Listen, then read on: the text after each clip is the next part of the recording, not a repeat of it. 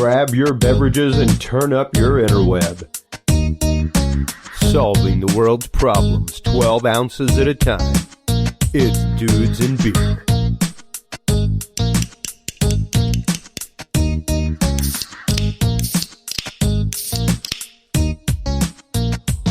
Well, hello everybody, and welcome to episode 247 of the Dudes and Beer podcast, now brought to you by podcastcadet.com. If you are a fan of podcasting like me, you want to start a podcast for your business, church, local group, school, whatever, stop on by podcastcadet.com today. Use the code DUDES20 to get your 20% off.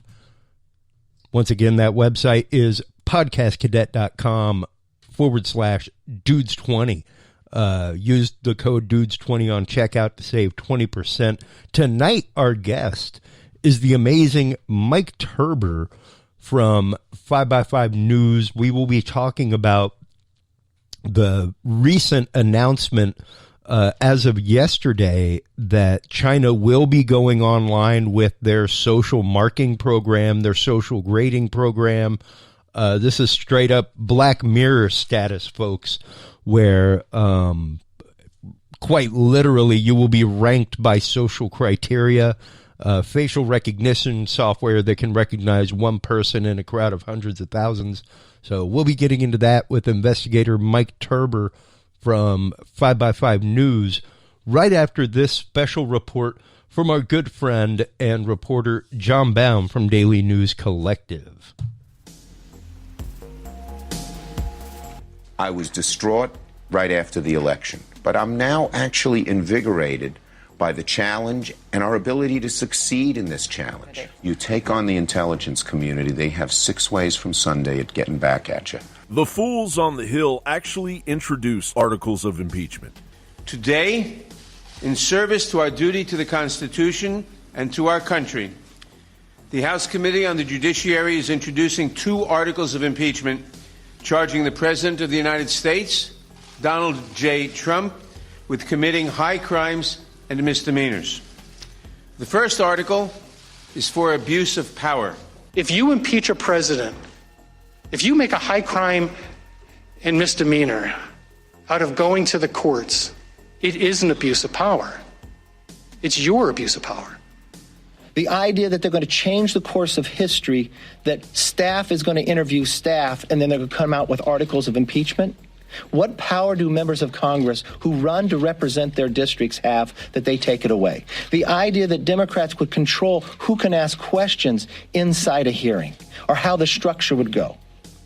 That's an embarrassment. But now those same Democrats face a real investigation laser-focused on their coup, as the hope of a nation hangs on the findings of Attorney General Barr and his bulldog investigator John Durham, fueled by Providence. I think the heart of the IG's report really focused on how the investigation was conducted once it got going, and that is especially the very serious abuses of FISA that occurred, much of which has been, in my view, not accurately reported by the press over the last day. As far as I'm aware, this is the first time in history that this has been done to a presidential campaign, the use of these counterintelligence techniques against a presidential campaign. The long-awaited Inspector General report detailing Bill Priestap's opening of the investigation of the Trump campaign, known as Crossfire Hurricane, was largely deemed a dud. But there are plenty of takeaways that suggest that IG Horowitz's report was merely an appetizer and cast a very small net, mainly due to the restrictions of the IG office. Based on the evidence collected to date, and while our investigation is ongoing, last month we advised the Inspector General that we do not agree with some of the report's conclusion as to predication and how the FBI case was opened. Horowitz had no access to people at the CIA, Joseph Mifsud, any of those people, to reach the conclusion he did about the basis for the investigation without knowing about Mifsud and all those people, which Durham does. Durham felt he had to slap Horowitz right across the face publicly. That's quite embarrassing for Horowitz. That is a rebuke like I have never seen of an inspector general by a United States attorney. However, The IG report did illuminate on the fact that we still don't know who paid for and directed the spy ring that proceeded and continued throughout the FBI's Crossfire Hurricane investigation. Exculpatory evidence was also withheld as the Democrats sought the initial FISA warrant, while emails were doctored to prove their fraudulent case to investigate the Trump campaign. The IG report also reveals that the key subsource for the Steele dossier was misquoted and he or she's words were exaggerated. All of these actions reveal bias and abuse of power on its face. Inspector General Horowitz doesn't have the power to investigate the origins and bad actors within the still hidden spy ring. But Attorney General Barr and John Durham can turn over every rock in their purview. I think when you step back here and say, what was this all based on? It's not sufficient. Remember, there was and never has been any evidence of collusion, and yet this campaign and the president's administration has been dominated by this investigation into what turns out to be completely baseless. Add to that the discovery that will explode from the upcoming Carter Page lawsuit as the Democrats' day of impeachment meets the full wrath of a nation that has had enough. John Bound reporting. And once again, everybody, John Bound really breaking things down, bringing a lot into perspective there. Check out more of his work. Daily News Collective, of course, we're always playing his stuff here. He is a member of the HC Universal Network as well, and you can find all of his work on Breach TV, YouTube, all that. Welcome to the show tonight. Our special guest, Mike Turber of 5x5 News. How have you been, good sir? Doing good, sir. Doing excellent. Looking forward to the next hour that we've got here, and should be very entertaining and enlightening. Well, last time we had you on, we were actively talking about the raid on Area 51 and the bombastic information that you had regarding the Tic Tac UFOs, the fact that they are actually a hypersonic drone system that is being utilized. And that was right as this mass surveillance network was actively announced.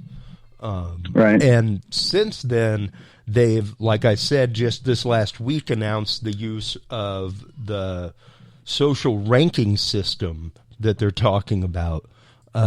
Give the people out there a little bit of, who may not have heard of you or 5x5 News, a little bit of your background, where you come from, how you come across this information, Mike.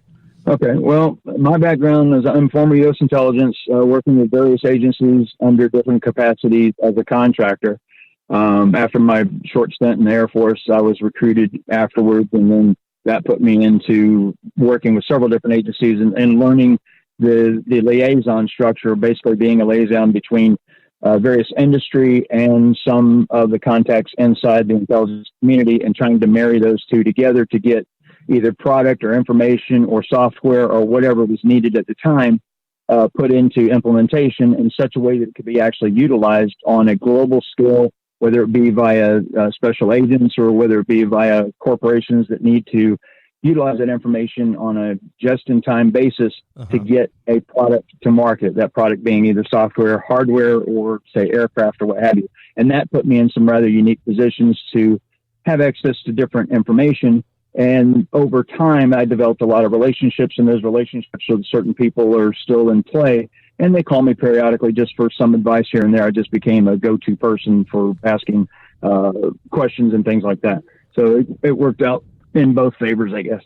Well, yeah, and you have definitely become a go-to person for us here at the Dudes and Beer podcast when it comes to insider information like this and how these systems work, how they are built. I mean, I work a lot of high technology events, some of them black hat events, where people are actively hackers that are hired by companies or former hackers that now own security companies. And to know that this stuff is out there, that it's being used, even as the good person said in John Bound's report, to know that these techniques of espionage are being used inside the legal system. Yeah. And that's what I think we really try to break down to people more and more on this show than anything, Mike, is the fact that this stuff is being used. It's being used in the news. It's being used in the general public. The general means of disinformation is being used. Absolutely. And people have said for years that we wear tinfoil hats that were crazy. Oh, my God, there's no mass surveillance system in place. What are you talking about? And then Edward Snowden comes along and blows at it. Yeah, exactly. And there were, much like we said about the Tic Tac UFOs, if you pay attention to the fractal as it starts forming, you'll start seeing off to the left and off to the right the little branches that start forming in these narrative, folks. Shortly before Edward Snowden was when the head of Samsung TV came out and said, yes, if you've had a Samsung smart TV in your house for the last 5 years, we've been listening to you. Absolutely. And same thing with Alexa and all of the digital assistants and those things. They've been listening at all times. And I'm even involved in a lawsuit against Amazon with their Alexa program. So, wow. Yeah, absolutely. Absolutely. Yeah, well, these systems have been in place for a while, and what a lot of people don't realize is that some of the information that even Snowden brought out in regards to the mass surveillance of what was supposed to be foreign citizens or our citizens overseas and or foreign governments ended up coming back home. NSA was classic for telling people that they only rely on foreign intelligence and that they really don't do anything domestically, and that was obviously not the case. And we're starting to see that other countries are trying to catch up to the levels of what was revealed. Snowden revealed, obviously, the ROC, which is a Remote Operations Center, part of NSA, which involves the organization called TAO at the time, which is Tailored Access Operations. Now it's called Computer Network Organization or something like that. But those entities do exist. It's the largest part of the budget for NSA. So if you have a large amount of dollars going into that type of cyber, looking for espionage of people trying to attack our own corporations, then naturally it makes sense that they would be involved in monitoring the traffic going in and out of the United States. So that's where that came to be. That kind of changed the focus of what their job scale is. And the same thing happened at FBI and CIA, which is more or less the boots on the ground part, where NSA is pretty much remote operated. Yeah, they're very much the eyes in the night, the ones that have since the 70s been listening in the background for those keywords and phrases. Exactly. I think there was a time when we all were going to get on the phone and all just say the word bomb at the same time just to see what would happen. Yeah, exactly. And now you can see it daily, folks. Like I said, probably up around 2012 when I was first telling people that when I was working broadcast, we would be sitting around eating our lunch after show, talking about a piece of gear, then turn around and take the computer out of sleep mode, and the banner ads were the piece of gear we were talking about. Right. And that was 2012. That was 7 years ago. You can imagine how it's developed. Well, the one thing that we have to remember is that cooling threshold for us, where what we end up seeing, the processing power we end up getting, is a good 5-6 years behind the curve. Whatever our systems are able to do now, they've been able to do. Absolutely. And because there's some deep pockets in there, and keep in mind a lot of this technology, especially when it comes to artificial intelligence and how you would incorporate that into some sort of cybersecurity program or cyber espionage or hacking or any of these things that require a lot of fast thinking and to be able to adapt to new measures that come into play that are trying to defend against what you're trying to do. So artificial intelligence comes into play. Obviously, a few years ago, it wasn't really up to speed, so to speak. It was actually slower. An example would be the NSA purchasing the D-Wave computing, which is a quantum computer, which technically at the time was much slower than any other computer. But over time, it learns and develops its own way of answering questions that are posed to it, and eventually it has become much faster than, say, a similarly cost supercomputer, which they are, one of the number one buyers of the Cray supercomputers, which are the computers of the day, but kind of outdated now. But also other, what's happening now is that we're looking towards other governments that are coming into play, where we used to think that Russia was our largest adversary as far as that's concerned. Of course, everybody knows about the elections and meddling with elections and stuff like this, and all that's here or there. But in reality, the actual focus should be towards China. China accounts for 90% of all of the cyber espionage cases that we have in the United States. 90%. That's a huge number. And it also comes down to about stealing secrets, about designs of military aircraft, all the way down to consumer electronics, the things that we want to buy. They want to be ahead of that curve, as evidenced by the drones that come out. The number one drone manufacturer in the world is in China, which is DJI. The number one phone manufacturers in the world, all of them are in China, every single one, including Samsung, which has a huge presence in China now through the agreements. And it makes all of the screens for Apple. I mean, so them getting this technology that fast, obviously, one would have to point towards them doing some nefarious activity to get it. Well, I was going to say, one interesting thing to throw in there was just recently the FCC actually put forth legislation saying that Huawei, a huge manufacturer of many, many things and all these products that you're talking about, could not be used to generate 5G technology going into networks providing the internet in America. Correct. And what happened with that, Huawei, which is actually pronounced Huawei, Huawei, the way the company was looked at was the leader of Huawei actually used to work as an engineer for the military in China. So him actually being the head of that company, obviously bells and whistles go off. Huawei has made many promises to the United States that they would not do any of the eavesdropping things that they would claim to have, or that we have claimed that they have done. And in fact, obviously, we found many of the phone versions that specifically the government said no one that works in the industry at all is allowed to even have one of these phones. So that was kind of a precedent that was looked at. You go, okay, there's something here. When it comes to the 5G technology, China has really advanced quite a bit in that area. In fact, their 5G networks were turned on before ours. And so that puts them ahead of the curve there. But there's 5 member nations of what's called Five Eyes, which is all of our intelligence, the countries that we share intelligence with at pretty much at will, which obviously include Australia, New Zealand, Canada, Britain, and of course the United States. And that's called Five Eyes. And of those 5 countries, only one has allowed some of that technology to go into it, and that's Canada. But the core technology, the absolute bottom technology that lets 5G operate, is still technology that we kind of hold on to as far as how that works. But China has truly advanced quite a bit in that area, which obviously goes back to the questioning of who's doing what here and how are they getting this technology. So Huawei and ZTE, those are the 2 large corporations over there that are advancing the 5G technology quite a bit. And they want to sell that technology to other countries. Of course, the United States wants to put the foot down and say that can't be done. But, I guess we're going to take a close look at how Canada handles this situation, that they're utilizing some of the technology, and sit back and wait and see thing. But yeah, definitely having that technology here leads to them putting in back doors so that they can access the information and pull that back in and look down and drive down to individual accounts.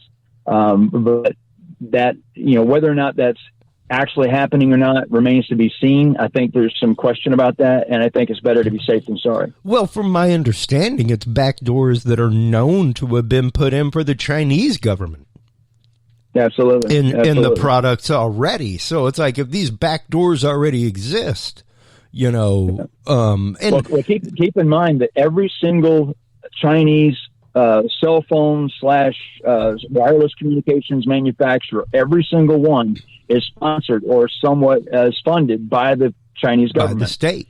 So, yeah. And so obviously the back door to that is that, okay, we're going to give you these phones. That's why Huawei is able to sell their phones so cheap. They're subsidized by the government. Yeah. So their phones are so cheap that a lot of people buy them around the world. And there's no way we could make a phone that would even compete on that scale. I know people that have Huawei phones, and they're very impressive phones.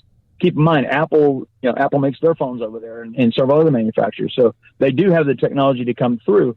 But when you start looking at the core technology that runs these phones, like you look at the chipsets, whether it's a Dragon chipset or what have you, China is a little bit behind the scale on speed and some of those things. And the same thing holds true in the larger industries, such as the actual wireless implementation of putting up the network itself. So companies like Cisco has sued China because they obviously had stolen some of the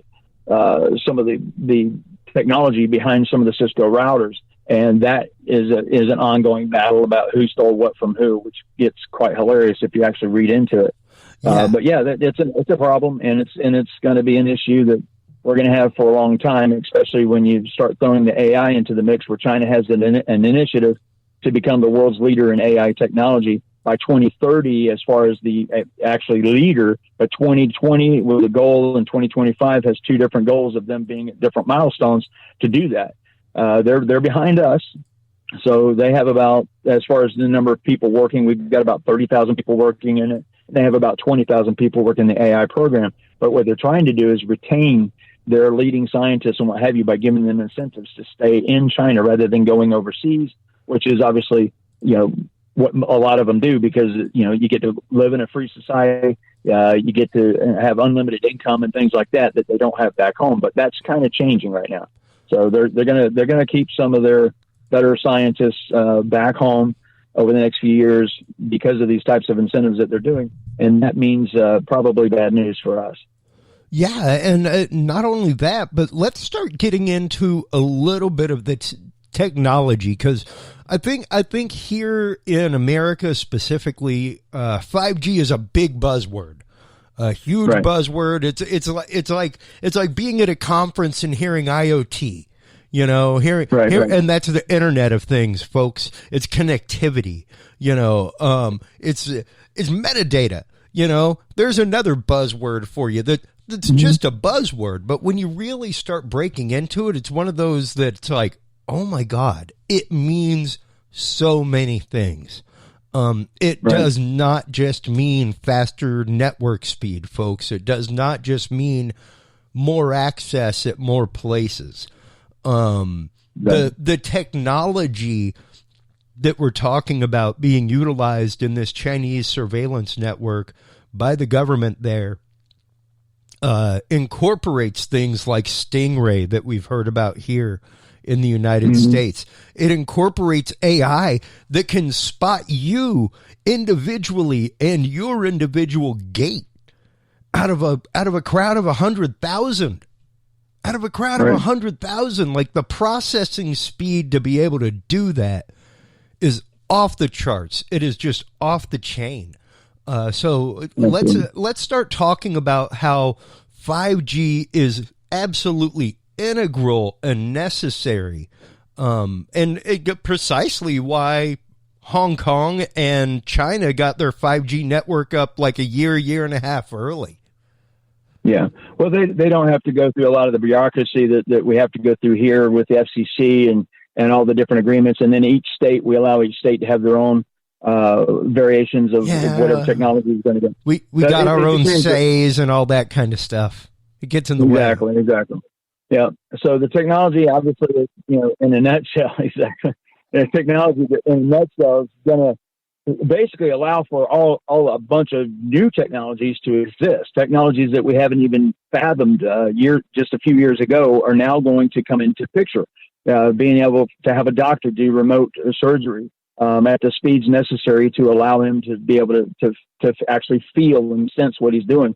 All the way to military technology, which is where the fear factor comes in as to how advanced the 5G network will be and how secure it will be. That's the big question. 5G inherently is a less secure network because it utilizes many more antennas. The antennas operate on a millimeter wavelength, and that means that they don't really go into buildings that well, and you have to create more sub-networks to make the system overlap areas.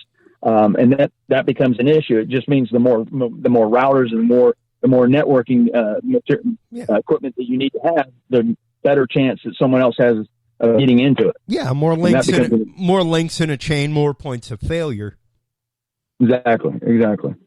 So this is going to be an ongoing area of contention for the FCC as far as the United States corporations and as far as allowing other types of technology to come in, because the 5G networking is going to foster new technologies that also may have to dip into that network. So we're not only fighting like the Huawei and ZTE as far as bringing over their equipment, but we also have to look at it from the standpoint that there's going to be other, materials, machines and software and hardware that's going to be made in China that will come over to the United States and operate inside the network. So what happens then? What are the security protocols that will be in place to monitor this? And do we have the ability to fight that off from a cyber warfare standpoint as far as cyber defense? So there's a lot of questions that are left unanswered right now, because at the speed that operates at, it's going to be difficult to monitor everything. Yeah, precisely. And I know the last NVIDIA conference I worked, and I used to work a couple of them annually. The last one, though, was last year in Washington, D.C., and my first speaker was there from Lockheed Martin, and they were there talking with, and it was an awesome conference to go attend, because to see people from like Lockheed Martin and NASA joining together to live map the surface of the sun using NVIDIA video cards and like pop it up. Like, so here's our live feed, and start going through filters and watching the plasmic flow in real time. Like the calculation to be able to do that, much less over a network.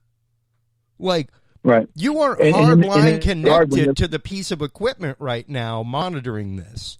They were monitoring it via remote, and it was in real time. It was insane. It was crazy. But when they were talking about coming to F1, go ahead. Yeah. No, the good news is NVIDIA, AMD, Intel, Google, the companies that made it, that are utilizing this equipment, we're still a good bit ahead of any other country as far as that technology is concerned. They would have a lot of catching up to do, but they are ramping up to do just that. And that's where that fear factor comes into play, with the amount of data that has to be crunched for like an NVIDIA video card to actually produce the images that we all see. Keep in mind that most of the work that NVIDIA does is not necessarily the graphics that we visually look at. It's the actual crunching of the numbers that are coming in to do the models necessary for, say, a supercomputer to actually crunch those numbers. You don't have to see it. You just have to know what the result is. And that's the case. And that's where they excel. And a lot of our companies excel, like working in conjunction with, say, AMD or Intel. And, they have some great relationships, but NVIDIA is doing some absolutely incredible work. And that obviously captures the attention of foreign countries who want to be able to utilize that technology as well, because that's the bottleneck.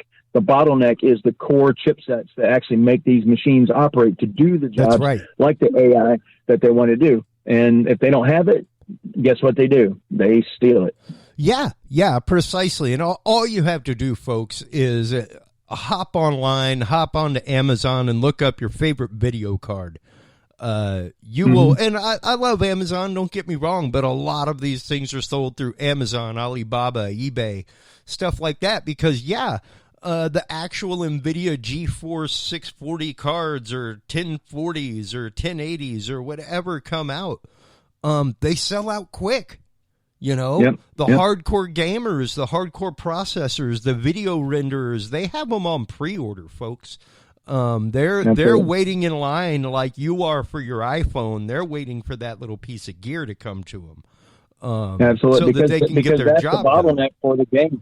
The games are operating at, they want the games to operate at 4K 60 to 120 frames per second. Ideal system would be a 8K system running at 120 megahertz, 120 frames per second, all these different things, and having the monitor and the actual video card work together. There's a new technology that's going to be coming out probably sometime in the next 3 years, where the actual where NVIDIA will be doing video cards inside of a Samsung monitor or inside of whatever brand monitor they want to work with. Oh, wow. Have those work in what's called SLI mode, which back in the old days, we would take two video cards and hook them together and actually have them work in conjunction. One would handle part of the GPU functions and one would handle part of the CPU functions. And that way the computer could do its job, which is just basically just crunching the numbers, and the video card's doing all the work that goes on the screen so you can play a game. So a lot of people don't realize how entrenched that this video game technology is for, say, military applications, because it goes hand in hand. And some of the future technology that we're going to see in some of the advanced 6th generation fighters that are going to be developed are going to utilize that technology, where they're going to wear like the HoloLens type of headset, where you can look around and you have 360 degrees viewing around your plane. Even though you're looking through the skin of the plane, you can see what's basically an awareness, situational awareness of what your targeting is. And that's technology that's also developed by, guess who? NVIDIA. Yeah. So, they're going to be jumping up in scale here quite a bit, and a lot of that trickle down technology is going to come down into the technology that we all see day to day. Well, and that's just it. Like they were talking about, they had just come to the F1 track here in Austin and equipped all these cars with sensors, and we're picking up like 1.8 billion packets of data per car per second. Right. And able to process that. Yep. And if you think about it, one packet of data is 32 KBs. So you got 32 kilobytes of information. You got 1 billion packets coming in per second. Crunching those numbers, that's supercomputer technology. If you went back 10 years, and here it is being operated, at will on a track per car. Yeah, precisely, and mobily at that. And they were even talking about how here in the next year, they were teaming up with the drone racing league and going to be doing the first fully drone versus human operated drone league championships, where it was teams of fully automated AI drones. Yep. That were going to be competing against human flown drones.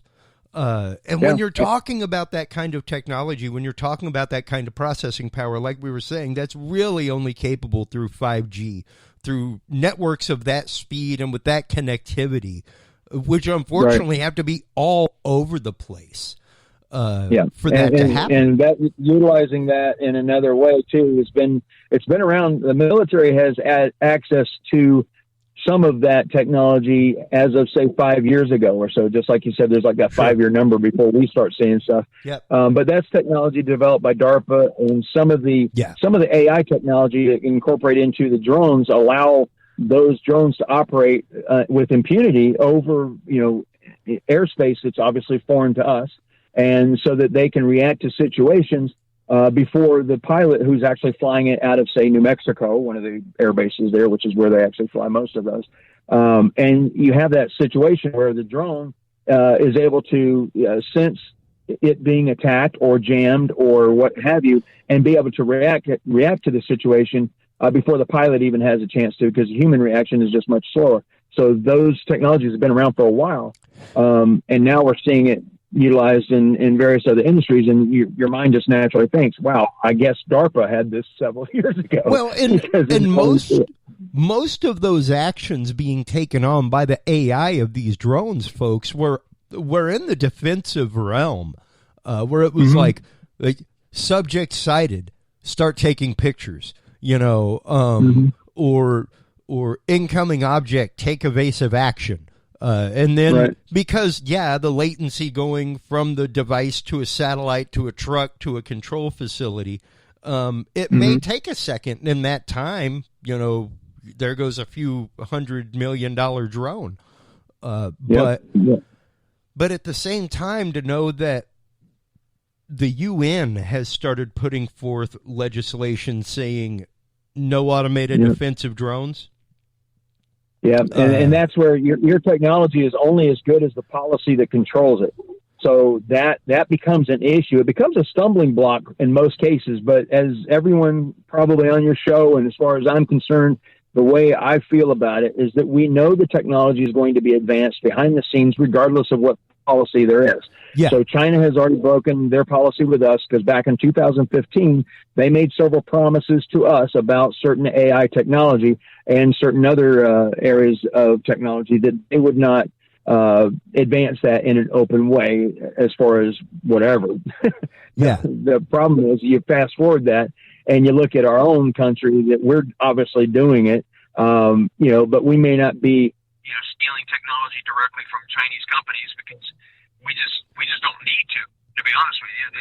The reality is that our advanced aerospace companies, which are probably the leaders of pushing technology past the envelope, and companies like SpaceX or companies like Lockheed Martin, for prime example, Lockheed Martin, and some other companies, those companies are on the leading edge of the technology anyway, so they're not exactly going to start hiring people to go hack into some Chinese company to find out, what their newest sixth-generation aircraft is going to do. That information is going to come out anyway through other avenues, and that may be shared with Lockheed Martin, but they're not going to do that. The problem that we have is there's over 3,000 Chinese companies inside the United States that are basically fronts for the MSS, and that becomes a slight issue for us when you start looking at where's the money coming from, and you start seeing the Chinese government is paying for these companies to operate here. But why? Some of these companies obviously fronts for, you go to the company, they're not doing anything. So what are you actually doing? And it ends up being some form of espionage. And there's some ways we capture that, or we just let it happen to see exactly what they're doing and where they're going to go with it. So that's a whole other war that's being fought on a daily basis that we're not privy to, or we're not really aware of, because a lot of the stuff that happens in that area we don't know about until it becomes some news story where, the two guys, like last December, there was two guys that were extradited back to the United States. We lured them into Belgium, and they got to Belgium, and then we just arrested them and brought them back to the United States. So this happens. It happens quite a bit. Yeah, where we just snatch people up in the dead of night because of the things they've done, and we just disappear them. It straight up happens, folks. I think we have a little bit of an issue with your phone there, Mike. I don't know if you changed positions or if a wire came loose or something. You may want to check on that as I comment here, but the fact that this technology, like we're saying, has become so readily available and so regularly used. One of the things that we say on this show all the time is, if the product is free, you are the product. Right. That means it's you, your personal data, your metadata, which, like we said, is one of those buzzwords, folks, like 5G, where it just sounds innocuous. You've had 2G and 3G and 4G, and what's wrong with the next G? We've all loved the next G. The next G's always been great. What's wrong with the next G? And hey G, what's up G? What's going on with the next G? We gotta like the G, But the problem is that the advancement from 4G to 5G is by far the most, because it utilizes brand new technology to the point where brand new networks have to be built. And unlike the 3G, 4G, that transition was not that big of a deal. And then 4G LTE and things like this. We're looking at millimeter wave transmissions that was the big fear everybody had, because that millimeter gets you into that microwave spectrum where people thought that your phone's going to microwave your brain, and that's obviously not going to happen. But that's I can see where people would get that, because if you hear microwaves coming into your phone, you're naturally going to think, oh, microwaves cook my food. Naturally, if it cooks my food, it's going to cook my brain. But it's not that way. But either way, the millimeter wave technology creates a network that's just 20 to 40 times faster than the current network. So the problem is that that's a lot of data going through a system, because it's not just us talking on the phone. You keep in mind that people used to transfer their files. I remember I would just drive to work because I knew that my computer system and network at work was faster than, say, my computer elsewhere. And then that switch to where my computer at home, because I was on cable, was much faster than my computer at work. It was on DSL. So we kept flip-flopping back and forth. I would actually drive home just to transmit images that were only, 50 megabytes, just small images, were faster. I could drive home, transmit them, and then come back to work, and it'd be done. And when it worked, it'd still be going. So now we're getting to the point where you'll be able to transmit an entire movie in less than 3 to 7 seconds. A movie, a 7 gigabyte movie in 3 seconds is unbelievable. So that much data being moved that far creates a whole other area of contention for the intelligence community in that, okay, one, they have to protect us, but two, they also have to, look outside the box, so to speak, and try to be the enemy and learn what is it that they're going to do to us and how are they going to get to that information. And obviously, they're going to get to it from the inside. They have 3,000 companies that are here. They're all over the United States. They'll be able to tap into different networks in different times. And it's mighty funny how those companies are kind of clustered around where the 5G networks are going to be exposed first. Yeah. It's really funny that the way, like you said, that they have entrenched themselves right where these things are going to be launched. And they're probably the biggest transgressor when it comes to stealing of personal data, stealing of bank records, all that kind of stuff. And I mean, to me, I know that it is a non-radiative form of radiation. All right, just so and as there you are.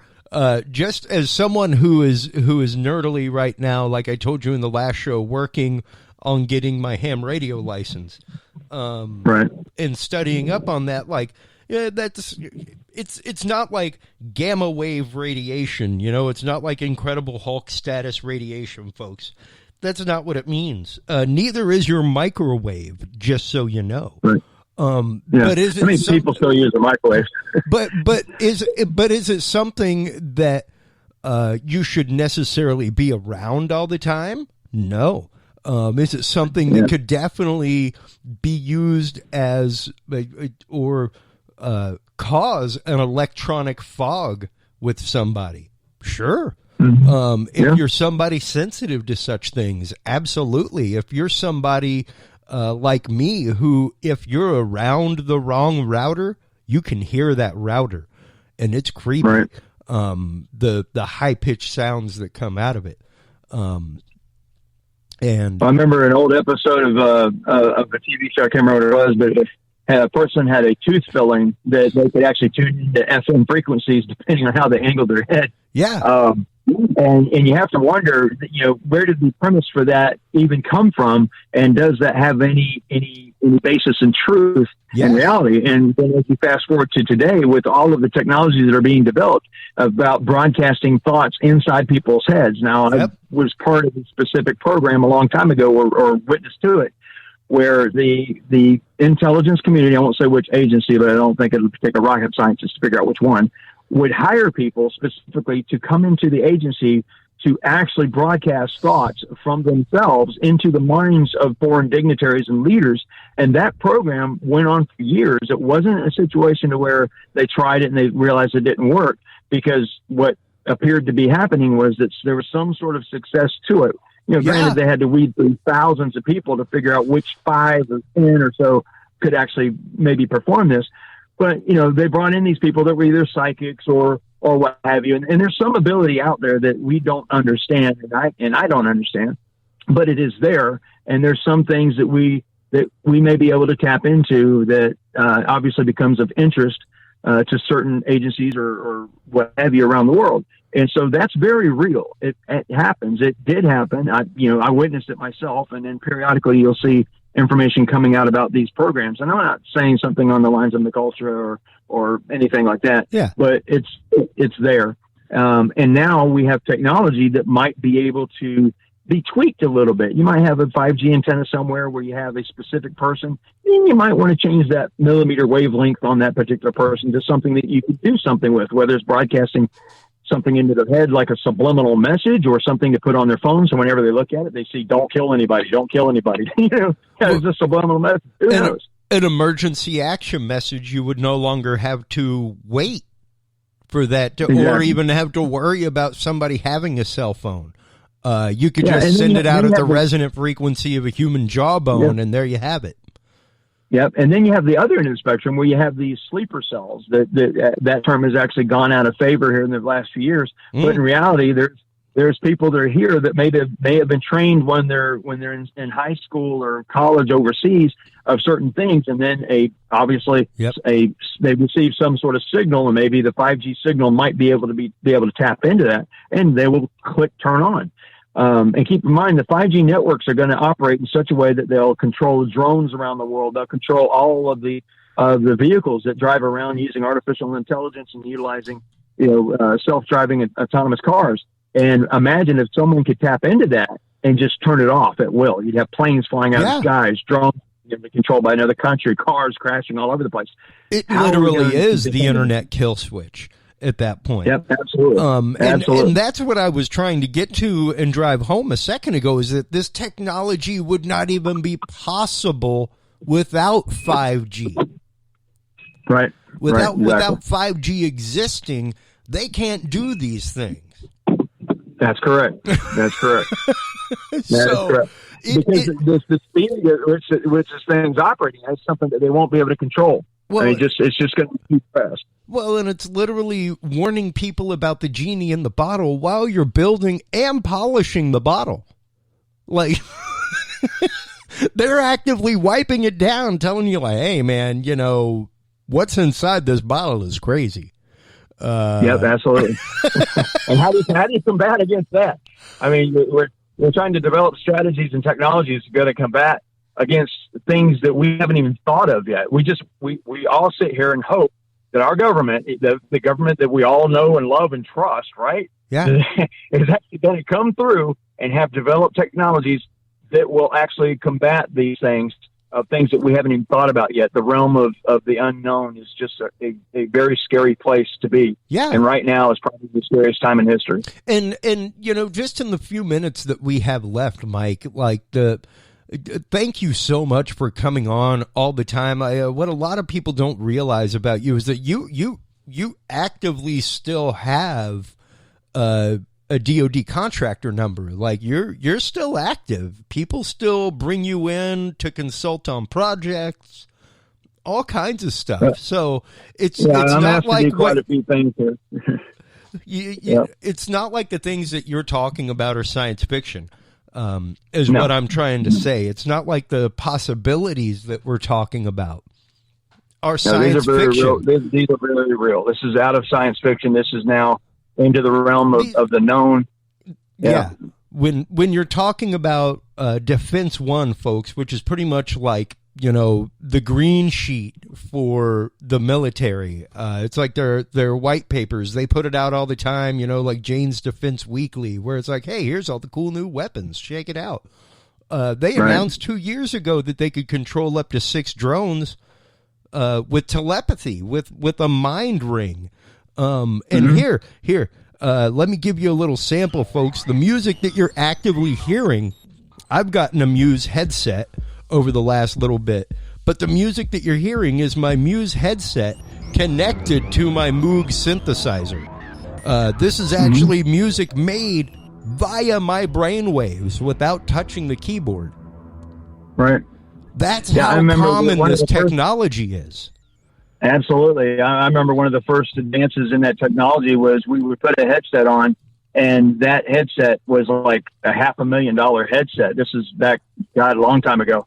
And we were asked to pilot a plane, by looking at an object on the screen and just thinking of where we wanted to go. Yeah. That technology came out as a video game only 5 years after, we witnessed this inside a certain building in actually DC.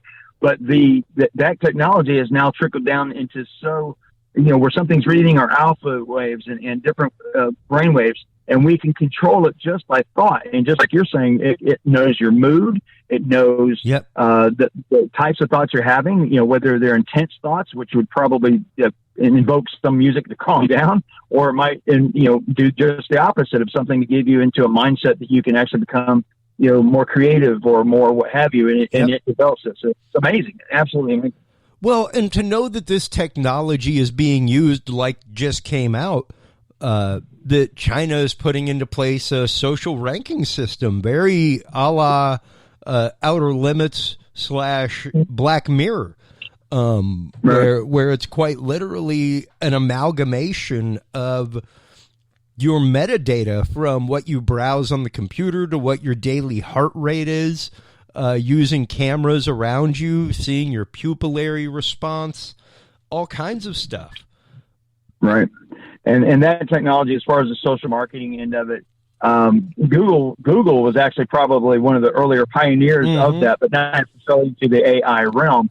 Whereas Chinese companies such as Alibaba, Baidu, and other companies have taken this technology, and they're going to utilize it in such a way to make us choose the buying decisions that get us to buy Chinese product and things like that. So that kind of makes sense, but it gets on the borderline of absolutely creepy, and it's something that could be utilized in nefarious ways, and that's where we go back to MSS, where they're a part of this program. And when you see MSS is actually working with Baidu, Huawei, ZTE, Alibaba, when you see the connections there, you go, okay, if MSS is behind it, we got a problem.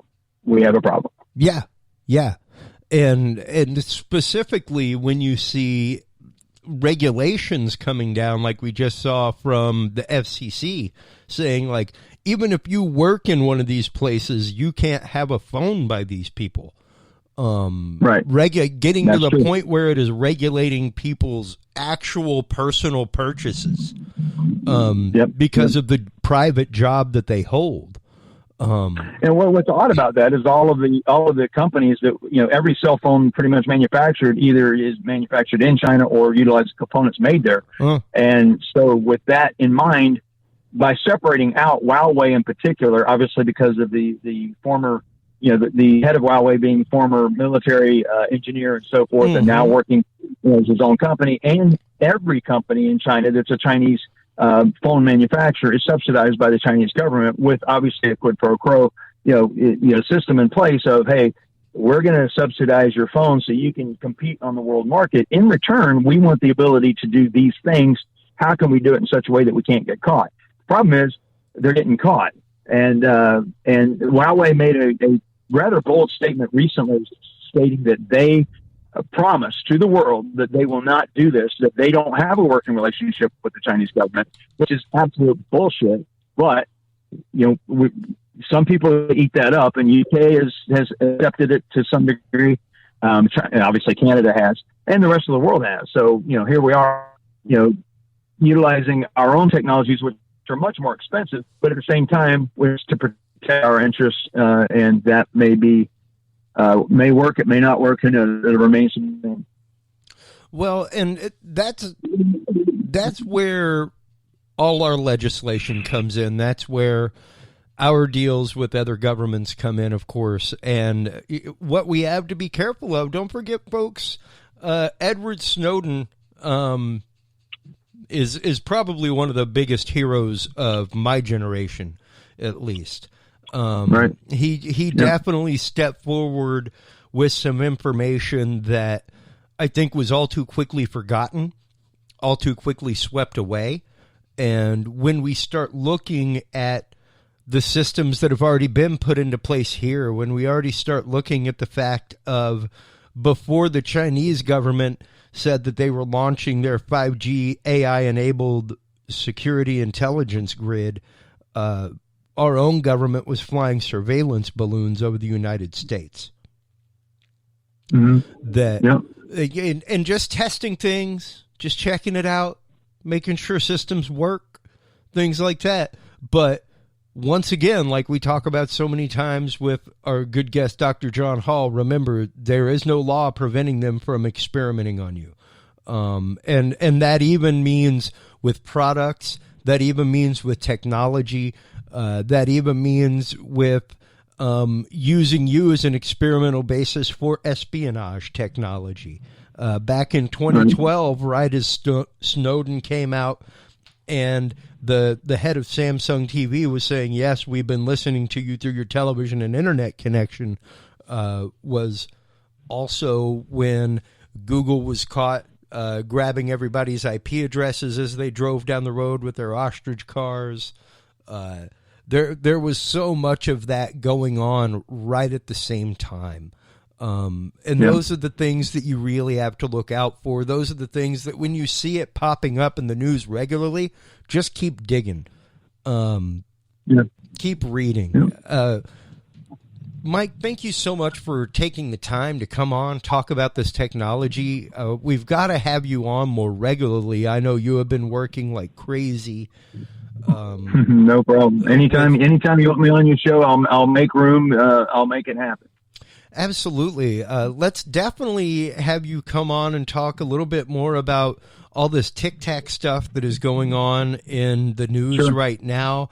To the Stars Academy has apparently purchased a piece of material from Linda Moulton Howe that is a metamaterial from the Roswell crash. All kinds of stuff, all kinds of breaks in that news zone right now. And your revelations in the last episode were so absolutely amazing. Once again, and there's been a lot more since then that actually come to light in me investigating it. So I've got a lot more information to pass to you. So whenever you want to do that show, I'm ready for it. All right. Well, tell you what. How about 2 weeks? Sounds good. All right. Well, let's set that then. 2 weeks from tonight, folks, we will have another great episode for Mike Turber. Updates on the Tic Tac UFOs, disclosure, the soft disclosure that's been going on. Mike Turber, tell everybody where they can go to find all of your work, the work that you're doing with Ramsey Dennison on the What Happened in Vegas documentary with the Route 91 shooting and Mandalay Bay massacre. Interviews. Right now, my main platform for dissemination of information right now is going to be through the YouTube channel. So if you just search 5x5 News on YouTube, or just go to youtube.com/5x5 News USA, I think it is. But just 5x5 News search on will bring you to the channel. And that was some of the things that we're working on, which kind of dabbles into Tic Tac area and also back into the Vegas investigation and other avenues that I take a look at. And your work is so in depth, so well done. The risks you take out there, even when you were breaking into, literally, folks, breaking into Mandalay Bay on camera, like just strolling in, and you know, I guess you could call it breaking and entering. You just came in through a security door that nobody was even caring about. Right through a secure hallway, right into a secure elevator. You know, penetration testing. There was nothing. There was nothing broke except for the system in place. Absolutely. And I was unbelievable. I was so amazed at that. And then when Steve Wynn said his thing about him having ex-SEAL team members and various things and spending tens of millions of dollars, I immediately went to the Wynn and I did them too. Yeah, exactly. So thank you so much for always taking the time to come on, share your vast realm of knowledge and experience with our audience. Please do hold the line as we close things out. Thank you so much for all of our audience out there for another great year, y'all. Coming up on 5 years, I can't even explain to you what it means to me to now be on stations like WMLD. We're on a couple of online stations, getting ready to possibly be starting our own. We'll see. Don't quote me yet, but we're working with a couple people to possibly make our own internet radio station with content like this streaming 24/7. So that may be a New Year present to everybody. While you're online checking out all that great stuff, make sure to stop on by audibletrial.com/dudesandbeer to get your 30 free days of Audible today. It's a great gift to give to a family member if you have family members that like to read but just don't have time to turn a page anymore, like myself. Go by and check that out. audibletrial.com/dudesandbeer. Once again, everybody, thank you so much for always tuning in. Thank you so much for your open hearts, open minds, and open conversation. That's what this world is all about. That's what this show is all about. Until next time, everybody, take care of yourselves, take care of each other, and remember, if you can't be good at it. We'll talk to you soon. Bye-bye.